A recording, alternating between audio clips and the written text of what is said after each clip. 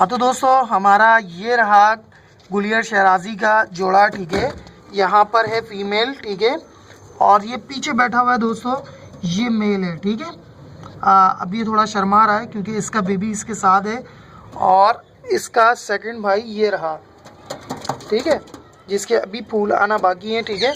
और माशाल्लाह से आज दोस्तों इसका जो बेबी है वो हैच के डे पूरे हो चुके हैं, ठीक है। आप देख रहे हो कि उसके अंदर चटक आना शुरू हो चुकी है, ठीक है दोस्तों।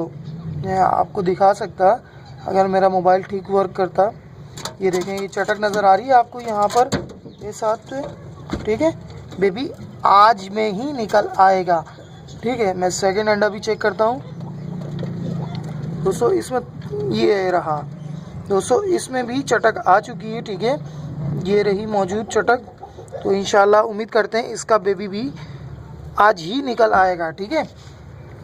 और ये इसी के बच्चे हैं, ठीक है, फर्स्ट मंथ के ये, ठीक है। मैंने इस बार इनका जोड़ा, ठीक है, थोड़ा सा चेंज करा। तो फिर मिलते हैं हम अपनी नेक्स्ट वीडियो में। जब तक दीजिए मुझे इजाज़त। अल्लाह निगहबान।